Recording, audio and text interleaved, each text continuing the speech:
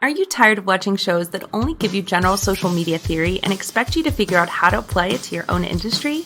Join us for this week's episode of Social Chatter, the industry's longest running social media marketing news talk show.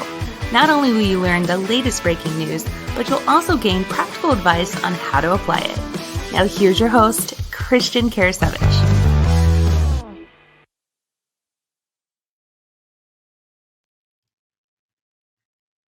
Hello there, everyone. My name is Christian Karasevich, CEO and founder of socialchefs.com. And I want to welcome you to episode 197 of Social Chatter, your weekly social media marketing news talk show. Big shout out to my friend Jessica Phillips, who helped me with that intro video that we have been using the last few weeks. Just fantastic job. But I'm excited for this week's show. We have a lot of topics to talk about. We've got updates from Facebook, YouTube, Instagram, LinkedIn. Let's see, did I forget any? Let's see, I didn't have Pinterest in there. I didn't have Snapchat, but we've got some fantastic updates. And a lot of these are all very useful for you as a business owner. So we're going to make sure we talk about those. But first, I want to bring Phil on, my co-host. We're going to also then bring on our guest this week, and that is Stephanie Liu of Lights Camera Live. So Phil, how are you doing, by the way? Dude, I am great, man. So I want to tell you, because Stephanie's such a video maven, I decided I'm going to get a nose ring, and this is how I'm going to do the show, because I want to make sure I'm well lit. Stephanie needs to approve. No, I wouldn't do that, but maybe I'm a leprechaun. We'll do this. No, I'm not. So, but Stephanie's fantastic. We're so excited that she's here. She helps people take their videos from unknown to unforgettable, which is all we want. So this video, though, she's probably thinking, God, I can't believe I agreed to do this. But we'll see how this works. She's really, really smart at video. She does a lot of stuff on Facebook Live. I really do have a light. If I put on my glasses, that's probably bad as well. She'll teach us maybe a few things about video, how we can be better. But yeah, Lights Camera Live is her business. She's Hey Stephanie Liu, Liu on Instagram.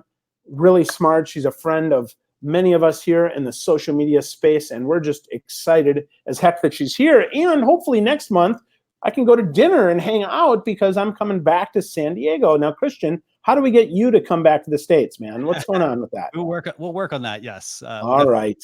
We'll work on that. Stephanie on, do a couple things backstage, and Stephanie, it's a pleasure having you on, by the way. Hey, what's up, you guys? Oh my God, so much fun. Yeah, we're ready. So I don't know if you saw, but I've got the nose ring light. Is that how I'm supposed to use that, Stephanie? Is that the right way? That is totally a thing. And actually, if you have two of them, then you could get like the full effect, Phil. Excellent. I think that would make it really, really remarkable. That's good, yeah. I think we just need some Snapchat filters, by the way, to bring on as well. That would go just perfect. You could be like Iron Man in a way or something. Yeah, so this would go where my heart is. What do you think? Is that better? We can do that. It's my own. I think that's awesome. Reactor. I mean, yeah, if you're going to be here next month, Comic-Con is coming down, so we could hit up the convention center. There we go. That'd be perfect. Yeah, and I do look a lot like Robert Downey Jr., I've been told. So really close. Actually, I've been the only one that's ever said that. So anybody listening, if you also feel that way, I've got a bridge to sell you, so you can buy that too. It'll be fine. So, Stephanie, what's going on? We haven't had you on the show before, so we're super jacked that you're here. So tell us a little bit about Lights Camera Live.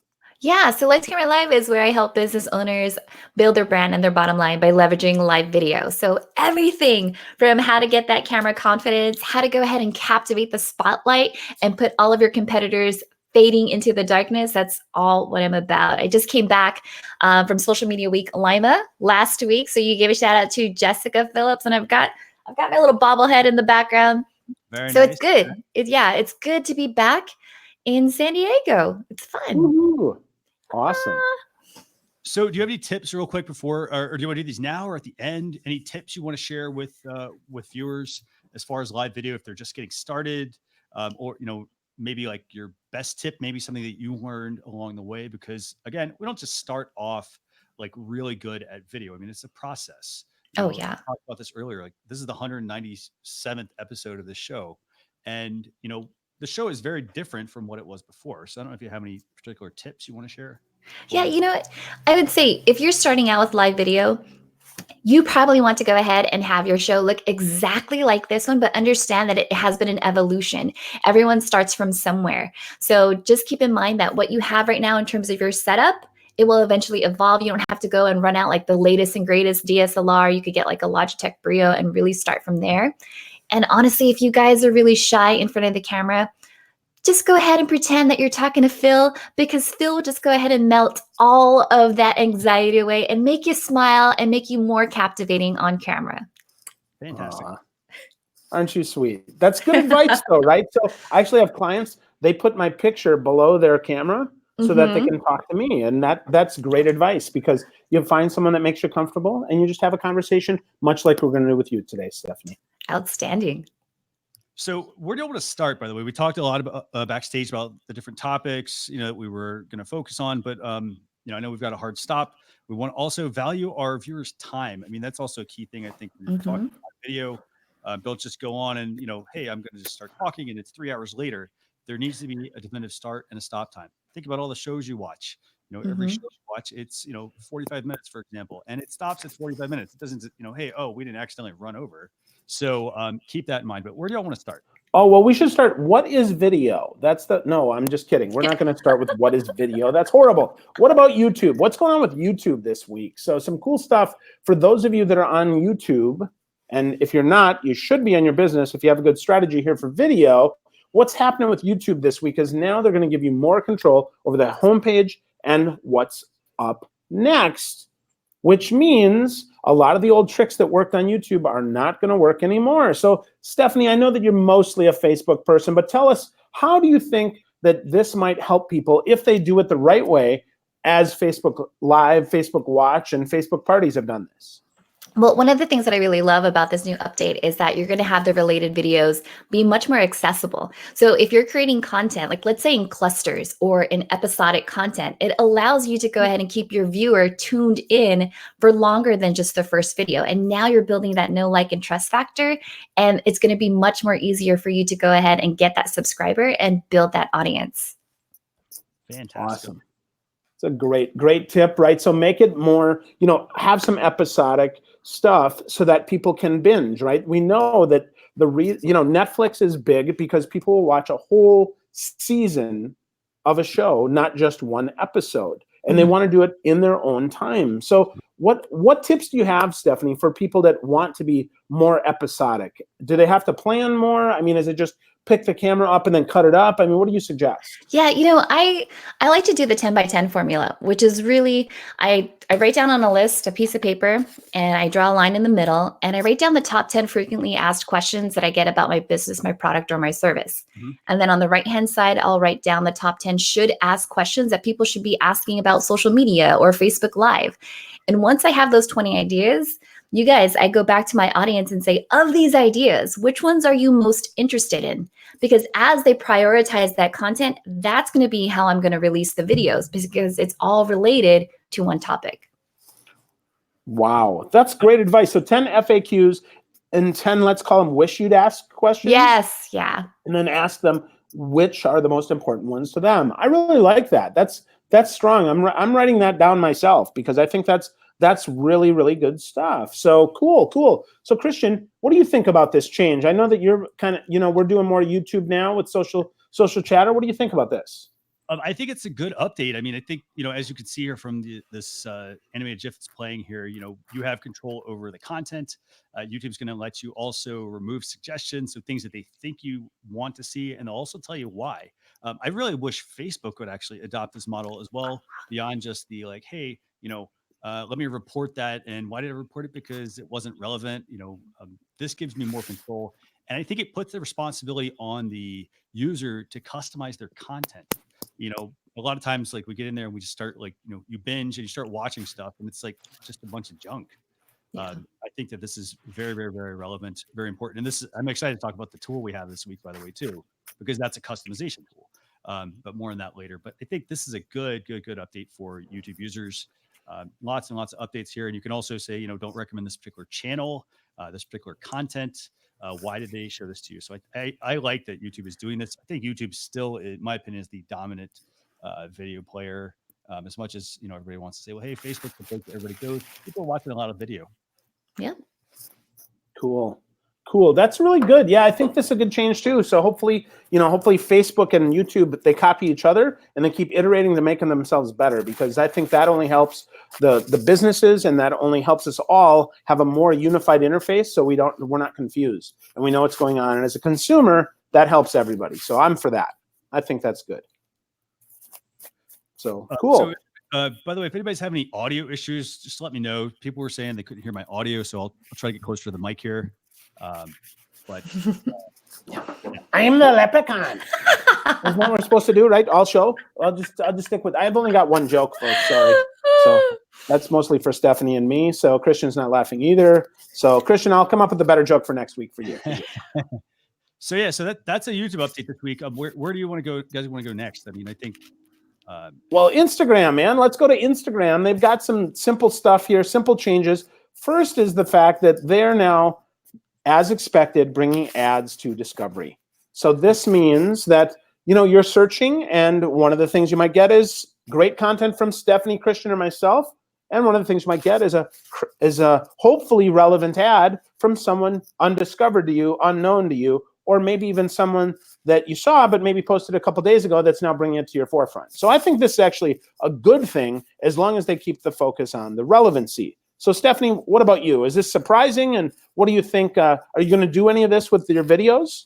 Oh my God, it's a trap. That's what it is. I mean, no, I said it's a trap.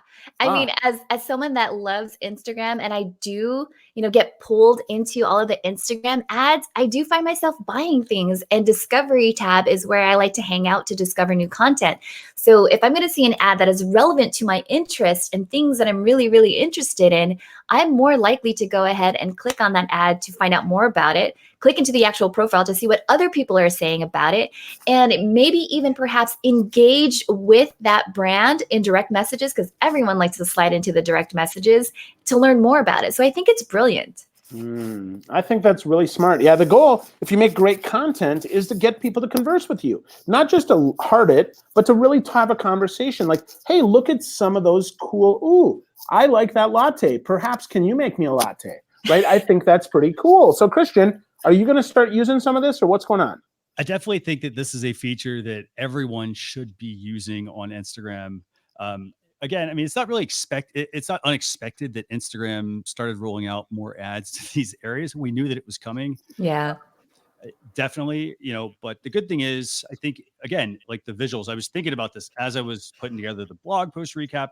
I was looking at this blueberry image that was in here, and saying, hey, you know what? Visuals are just absolutely important for your business, that along with a strong message. So I think that, this is a very useful feature for a business. I think that it gives you more opportunities to sell products, but go in there, with the mindset that you can't just start selling somebody at first.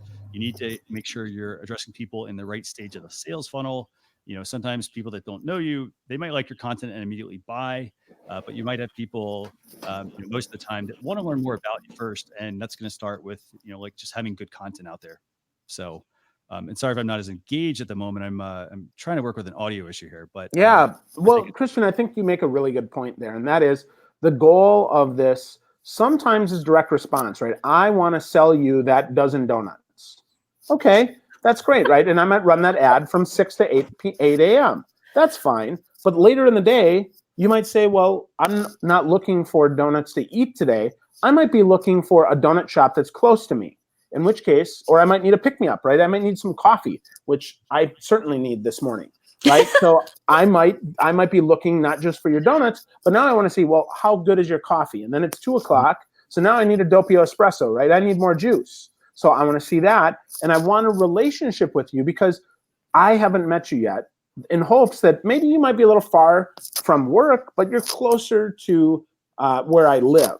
So now, right now, it depends on timing. So I think, relationship matters. If you can be funny, it matters. And if you can ask me a question and get me to engage, I mean, that's where some of these stickers come into play that I see in the stories, right? Like, ask a question. What's your favorite kind of donut?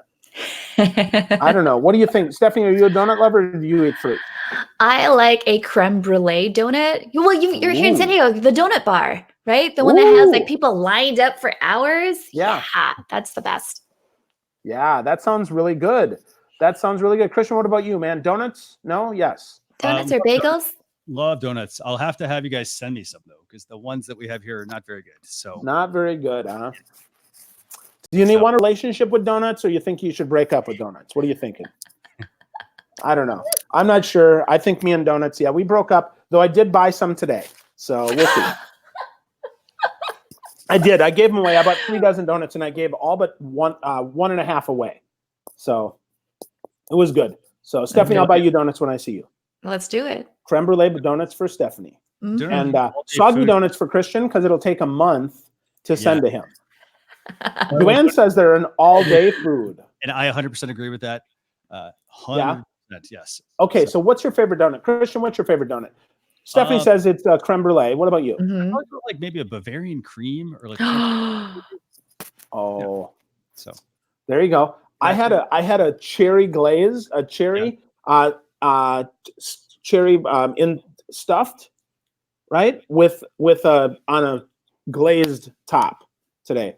It was very good as well. Because when I was a kid, I would eat the cherry pie filling right out of the can.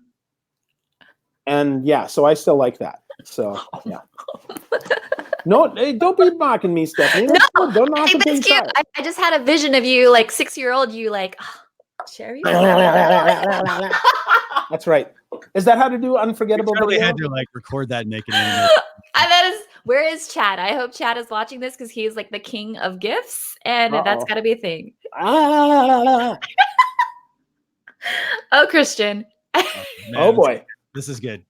This is good. So cool. Well, let's here, and they're just fantastic. Everybody's recommending various donut places to try. So I think at the end of the show, we will probably have all the donut places to try mapped out on Google Maps. Okay. So Christian, you've got some homework to do. By next session, you better have them all mapped out, or perhaps we have a volunteer. Somebody would like to do that. I will send you a $10 Starbucks card if you take all that and you get that. So that'll be the deal. So go ahead, put that together. Drop a link in the chat or send us a message. We'll be happy to share that next week. So Stephanie and I can go get donuts together, and we can then tease Christian. This will be how this works. We'll send you a photo of us in a frame. That's right. Perfect. Thank you. Yes. Yes. And we'll let them know how good the donuts were too. Slow-mo camera.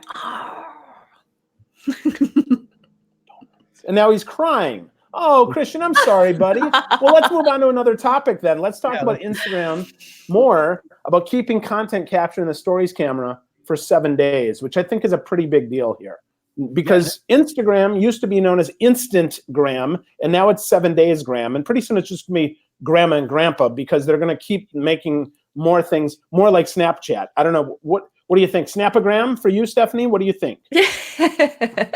Yeah, I mean, they're definitely trying to make it the go-to app for most people and try to make it as user-friendly, because I feel like the younger generation is like, yeah, I totally want this to be ephemeral. I want it to disappear when I want it to.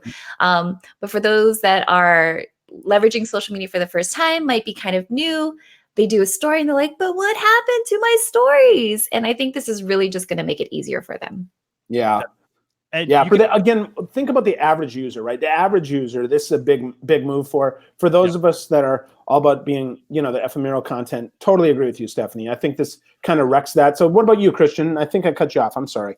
Oh, I was just going to say that, this is it's a feature that it's kind of already been there, but there was kind of a workaround for it. So if you wanted to save your content, you had to save it to your camera roll. For most people, that's just too many steps. So I'm glad this is finally being built into Instagram. And again, this is courtesy of Giuseppe, who found this update on Instagram. But I think it's useful, the fact that it's the ability to quickly save this. I wish they would make it a little easier, I guess, not so many taps to have to get to this. But, I like the fact that for a business, if I'm a business, I can take as many pictures and videos and whatnot and compile things. I can make stuff now. And then if I want to get into it, like, for instance, we do this weekly recap. I can do a weekly recap off of all of the content that I've been creating during the week. So I think that makes a lot of sense to have that. And is it one of those things where if you save it for later, anyone else that has access to it, it'll still show up for them? Or is it just per the user per device? That is a good question. Very good question, actually. I think that, so this is all going to basically be, I think, just accessible to the user at the moment. And then I think I assume this will be like version 3.0 or something like that, where they'll continue to add more features to it. But I think it's just the user. Cool.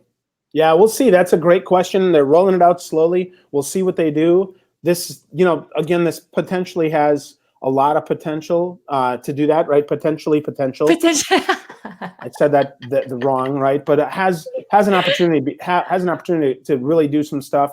My guess is they're going to save it per account, because that would make sense, because the push is to a business account, not on the camera roll. So this gives us that interstitial piece so that we can do that, which I think is, again, here's been the challenge. If it's just on my phone, if I need approval, I have to use an Agora Pulse. I have to use a tool. Well, now perhaps I can use something else like native Instagram. So I really like this. I think this has a good push on this and potentially has a lot of potential. What do you think potentially, Stephanie? I think potentially you're on the right track. There we go. Fantastic. That's a lot of P's there. But speaking of peeing, let's move on to making sure you don't miss any of this stuff, any of this goodness. So sign up at our website, socialchefs.com/daily, to get good stuff, all the peeing you can handle from Stephanie and me and Christian.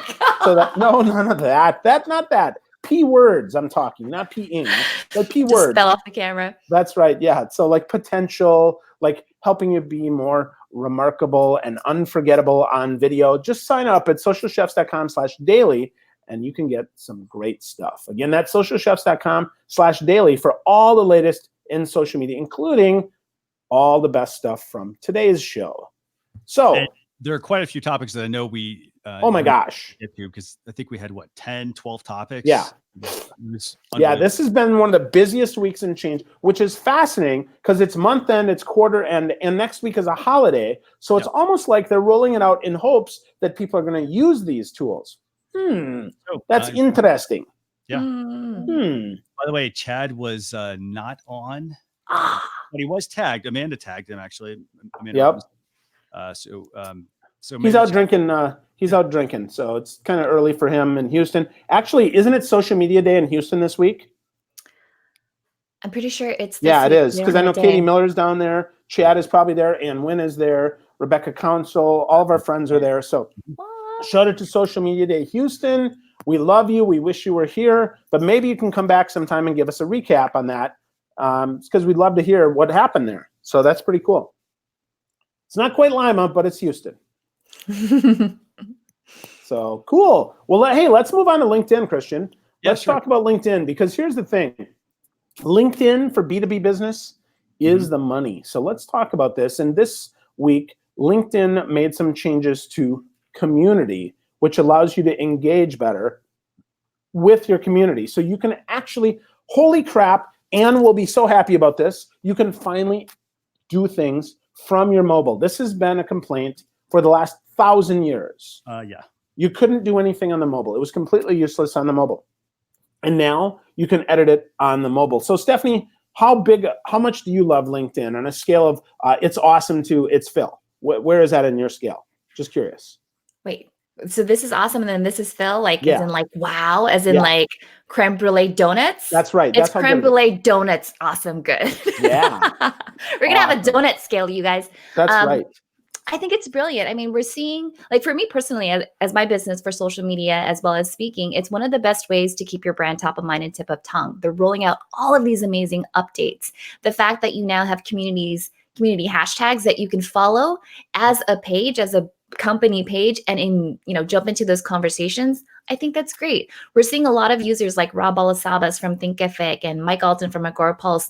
They're trending in just like their personal post. And so this is a great way as a brand. If you want to tap into influencers, you could go ahead and follow those hashtags. If you're promoting a product or launching anything, right? You now have these call to action buttons. It feels like they're finally catching up to everything else. And I like it. Yeah. And it's surprising, like LinkedIn for the longest time has been just so behind many of the other platforms. The CTA buttons, everybody's probably like, well, hey, Facebook already has those, but who uses the ones on Facebook? Not a lot of people, I don't think. So LinkedIn's adding them. I mean, they're rolling out most of the same features that already exist, But I think they're doing this with, additional update this week as well with the algorithm.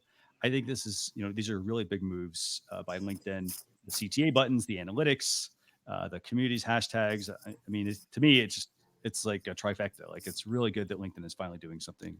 Yeah. Now, if they could just roll out LinkedIn Live correctly to more than 13 people, so that Stephanie and I could be on video, this would be a good deal, right? But I got to tell you, I'm tired of seeing the testing LinkedIn Live posts. Like, roll the tool out. Yep. Give us the tool and put it on more pages. Like, for real, you really want people to engage with my page? Give me video. Give me video or give me death. Wasn't that Patrick Henry? Didn't he say that when he signed the Emancipation Proclamation? No? No? Okay. That must have been the Declaration of Independence. I'm not really sure. But I'm telling you, it's been a long time. So give me LinkedIn Live. That's what I'm thinking. Yeah. Have you applied yet? You know, the LinkedIn Live application is open. I do know that it's open. And every time I try to apply, the page times out. Oh, it does? Yeah. So, are you doing it on mobile or desktop? Yes, both. Oh, okay. Yeah, I think it's just me.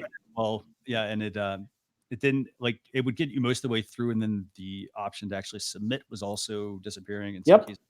So yep, I've used it everywhere. So I think it's LinkedIn. They don't like me, even though I'm their biggest evangelist.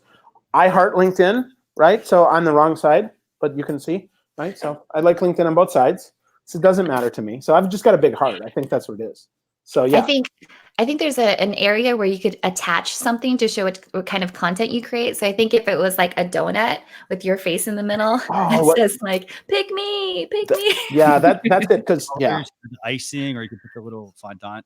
Yeah. Right. That's what it is. We'll do that. So that'll be the next thing we do, Stephanie. Good call. And then you can film it. And it'll be good. Awesome.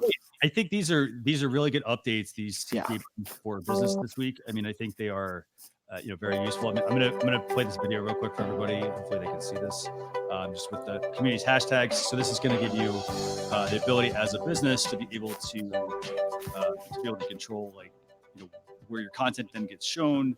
The CTA buttons, I think, are really big as well. And as you can see, I mean, mobile admin editing. So as, for instance, user Joanne Crawl says, hey, I haven't looked at my LinkedIn pages in years.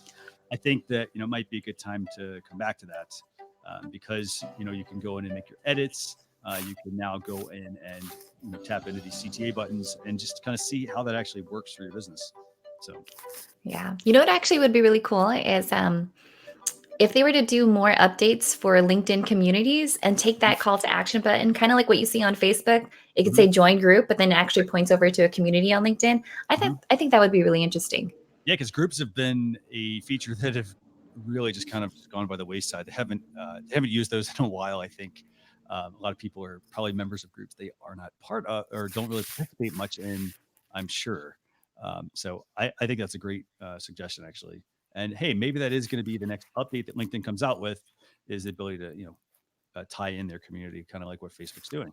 Yeah. Well, which makes sense, right? I mean, that totally makes sense. The thing is, they're probably, I would say, unless you can actually manage a community, it makes it very hard to do that, right? Like if I could curate the posts, much like I used to curate a group, and then have who the curator is, much like, so like I really think Twitter should have registered hashtags and let you know who the master of the hashtag was.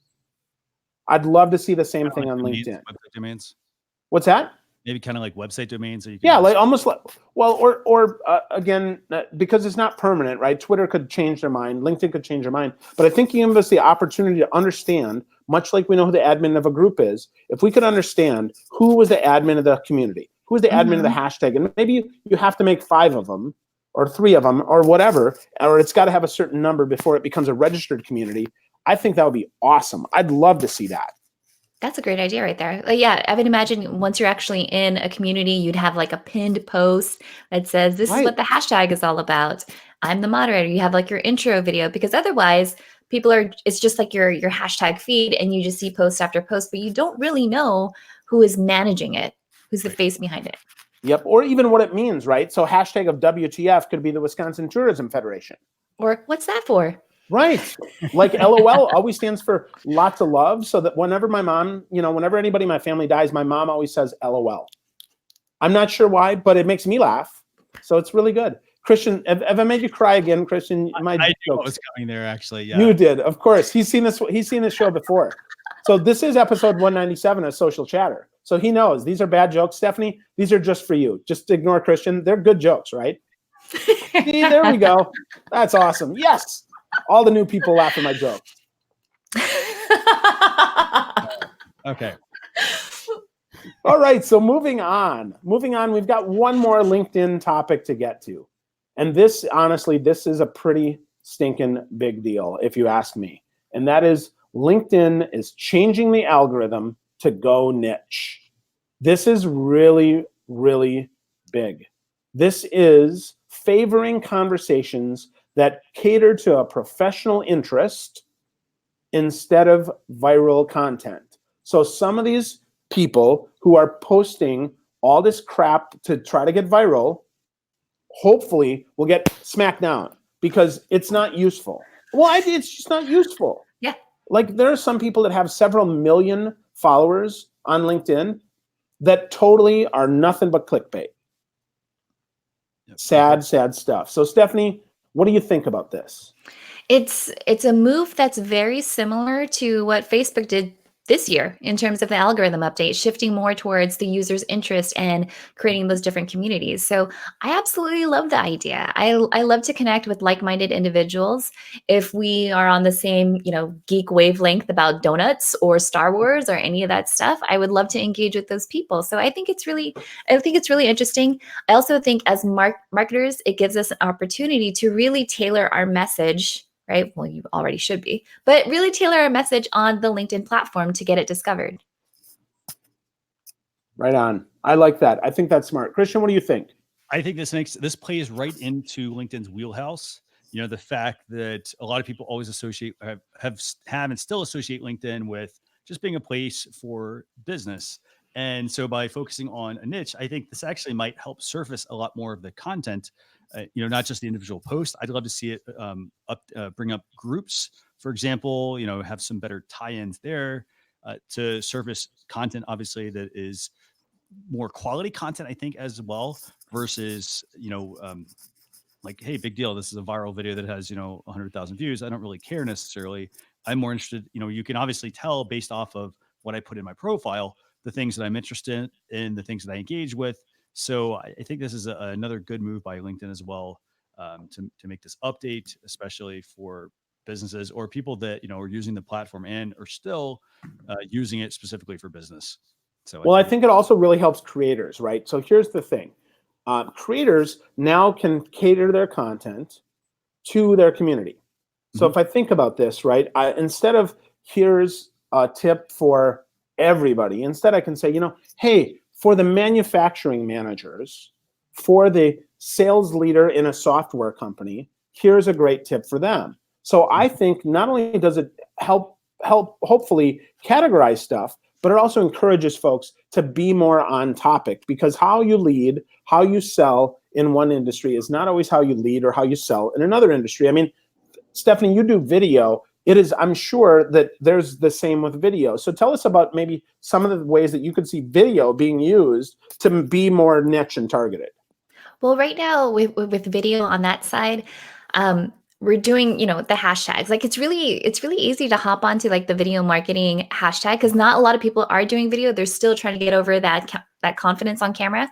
And it's a great, again, it's a nice way to get yourself out of that sea of sameness. What I do wish about LinkedIn is that you could subscribe to certain channels for that specific topic. That would be really cool. Or even just when people do go live, if you could schedule a broadcast, it's like, that's on my wish list, and really be able to direct people there. So I'm liking this, the niches, and I'm really excited to see what's going to happen with that. Yeah. And by the way, chances are these are going to be features that will probably come out at some point. I mean, at the pace that LinkedIn is evolving, I guess they'd be like 5 years out, maybe. Hopefully they're a lot sooner than that, but I think they're very relevant, and very important, to bring those up for users.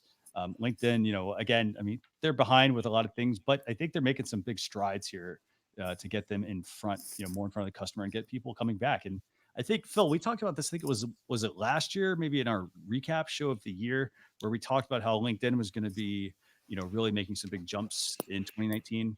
So. Yeah, of course we did, right? I mean, that's been my prediction, for a while, because I really think, Microsoft owns them. That's the first thing. We have to remember that. So they have so much resource. The question is, how much do they listen to what their community is asking for? And so I really believe, LinkedIn Live, we knew was coming. I was expecting end of Q1. Really now it's not going to be rolled out till end of Q3. That's kind of disappointing. 6 months late on this. But now this whole niche thing really is strong. Because again, I think about LinkedIn as a news source as well as a people source. So if I combine those two, I want to be able to tune into the channels I want, which is the communities I want, from the people I want, which is the human side. We combine those two. I want to see everything Stephanie says about video, but I also want to see everything that's said about the software industry, let's say, right? So I think we combine those two, and LinkedIn is absolutely going to leap this forward, and then get companies based on their industry. So I can click here, and it's probably going to be a paid feature, my guess. I click here and I get all the news from the software industry. I get all the news from the manufacturing industry. I get all the news from healthcare.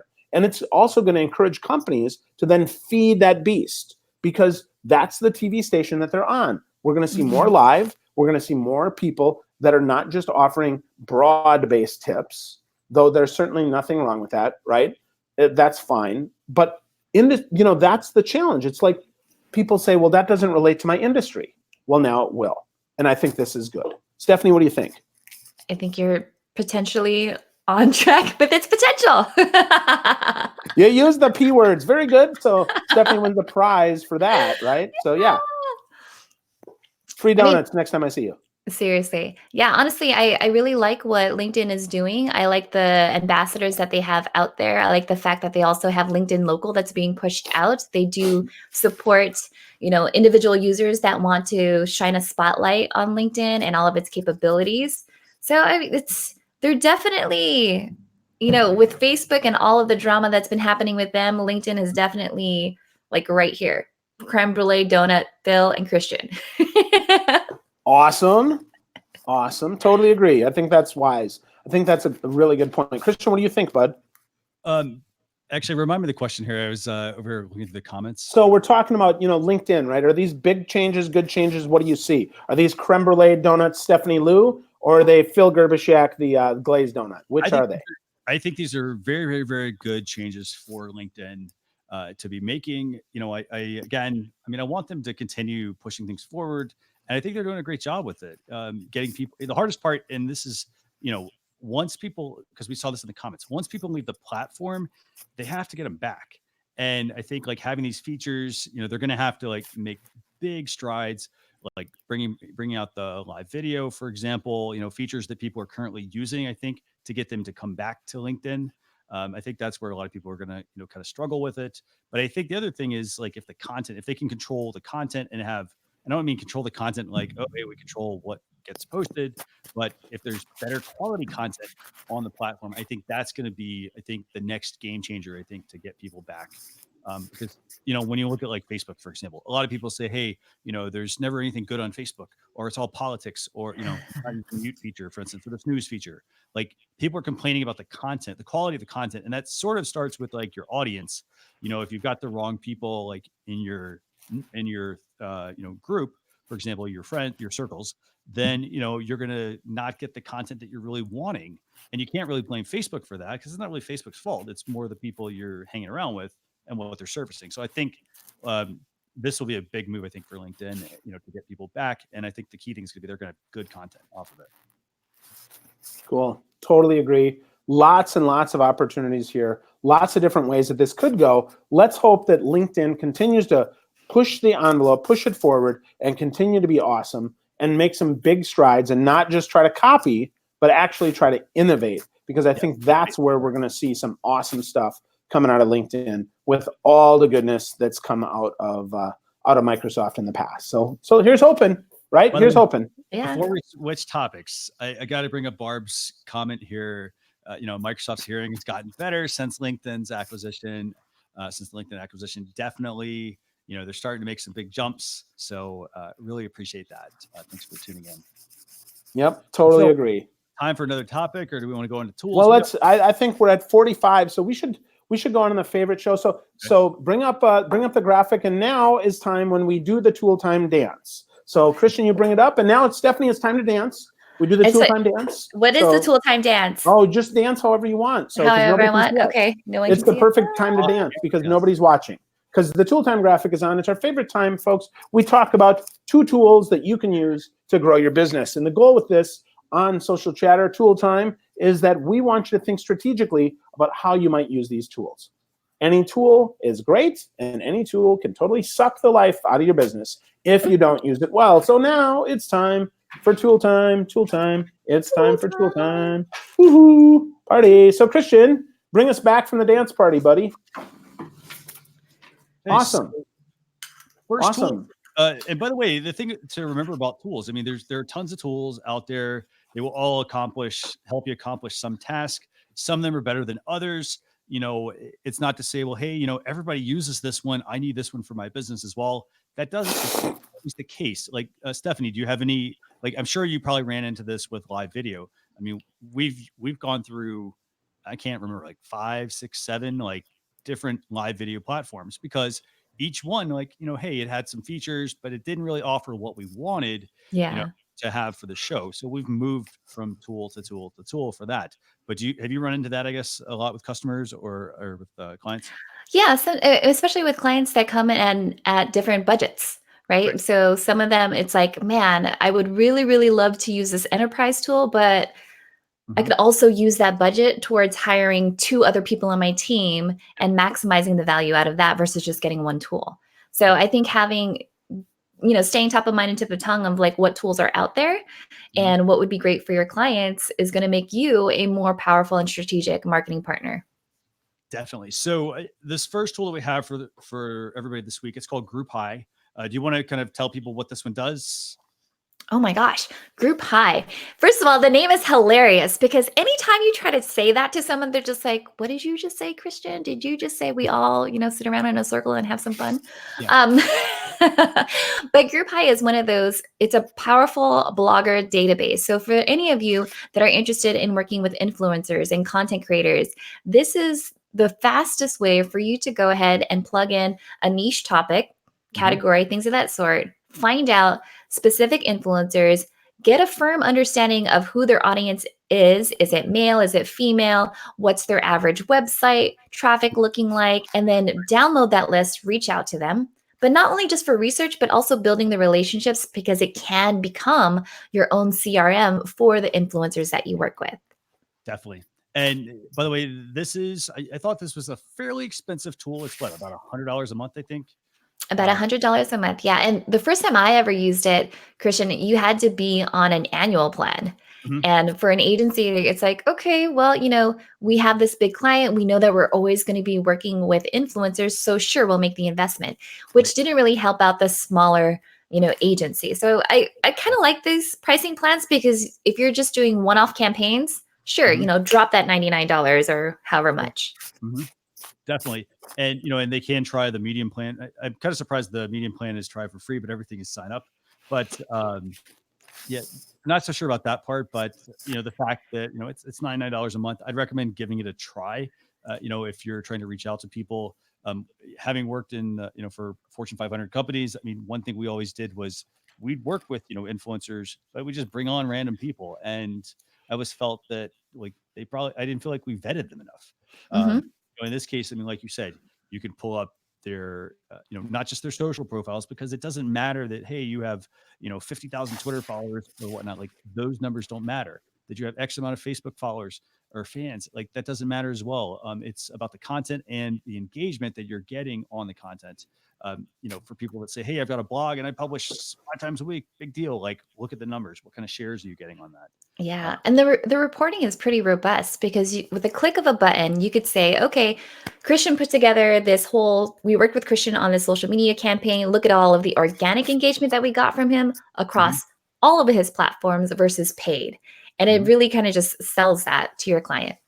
Definitely. You know, and I actually think that this needs to be a tool that most businesses use, you know, if you can afford it, because you know, don't just go in there and like, hey, you know, I'm going to get an influencer and they're going to give you hey, here's my dollar amount. and you're going to do it. And you're in a way like setting yourself up to fail, I think, without, if you don't do the research. So that's key.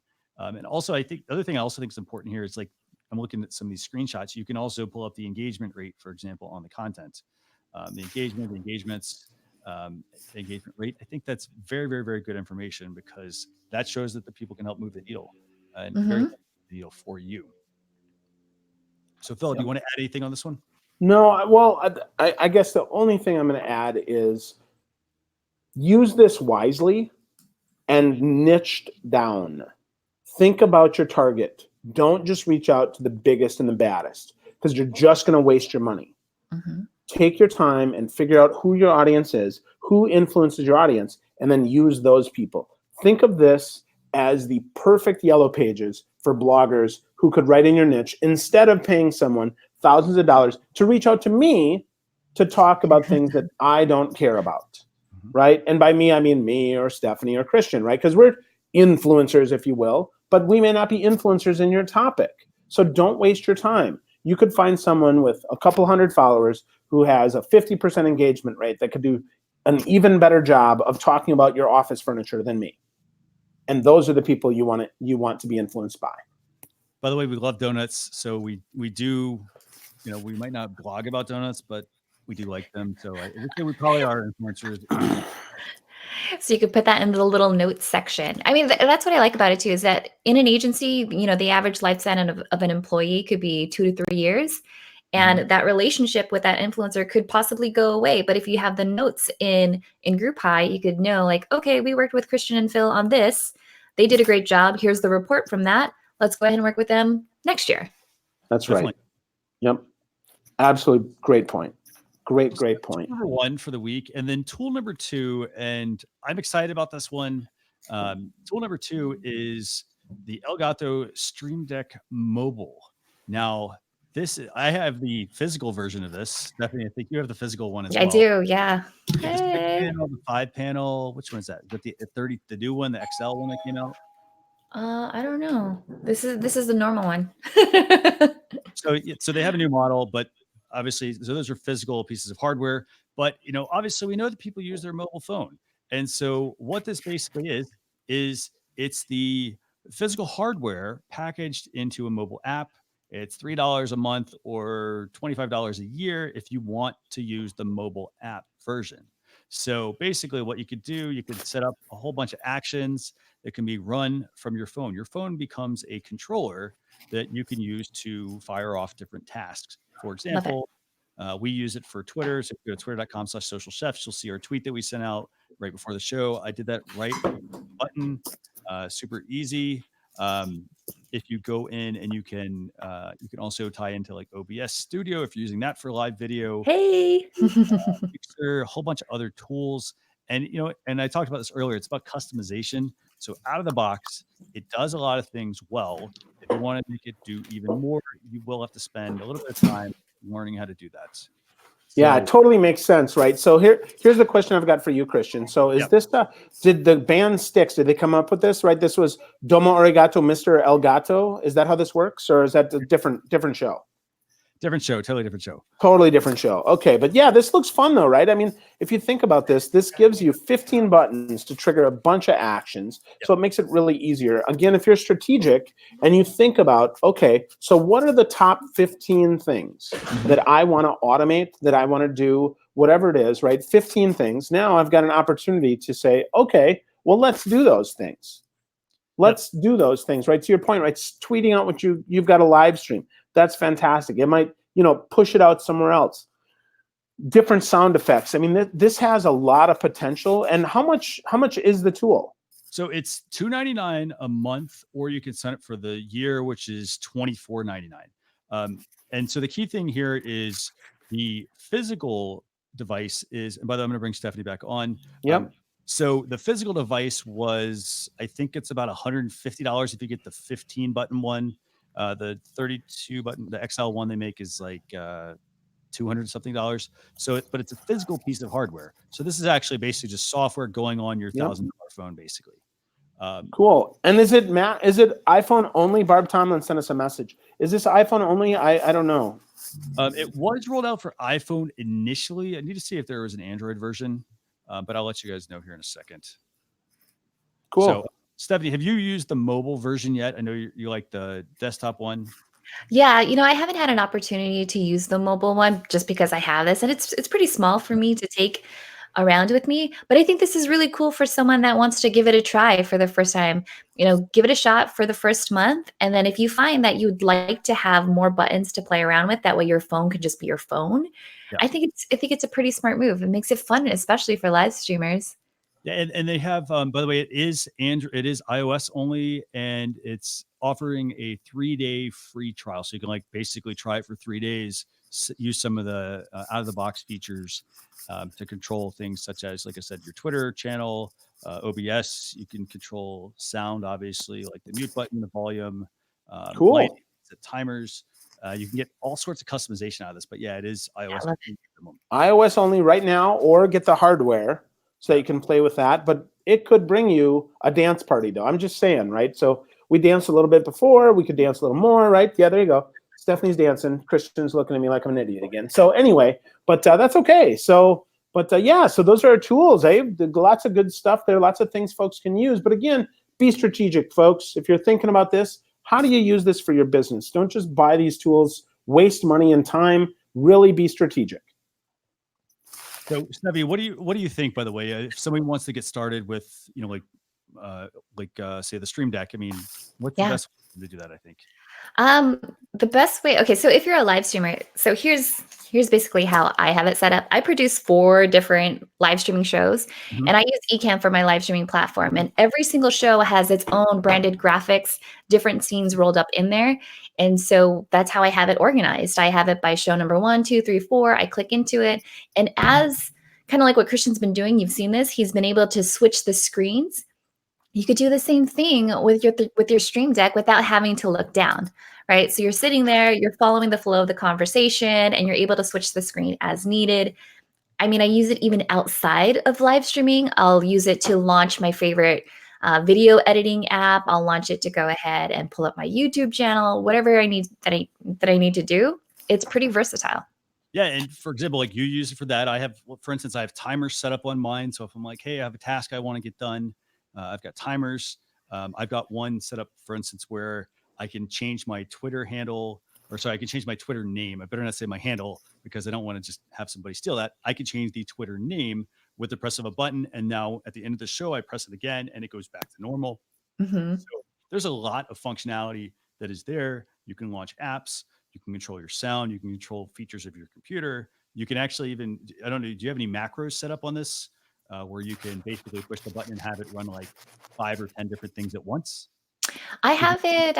They have kind of like a hotkey combination. So I'll push one button and then I'll roll the intro video and then automatically jump into the next scene that I want to. And then if I'm ending a show, then I'll do here's one scene and then roll the credits. Definitely. So it's awesome. Very handy tool. I mean, you've got the physical side, you've got the mobile device. I mean, and heck, you could even say, hey, for $3, I'm going to spend the $3. I'm going to test it out for 1 month, see if I can, get myself up to speed with it quickly, and then see if it actually works for my business. If it doesn't, it's $3. It's a coffee basically. So, or a donut. Yeah, a donut. Exactly, one donut. One donut and one doppio espresso. That's all you get. Just one. So yeah, cool. So, by the way, do you have any additional tips you want to share with viewers today before we wrap the show up here?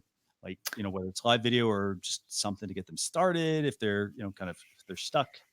Yeah. Okay. So quick recap, you guys, if you wanted to get started with live video, use the 10x10 formula. That's the best way to go ahead and figure out what content your audience wants to hear about and learn about. Also, if you're doing live video on Facebook, be mindful of the Facebook page ranking updates for the videos, right? They're looking to see how you can have one audience move from one week to the other. So as you're doing episodic content, that's going to be super helpful. If you're just like, man, I can't do 4 live videos in 1 month, do 3 premiere videos every Monday, and then your last one can be your live video that recaps everything else that you did. Definitely. Wow.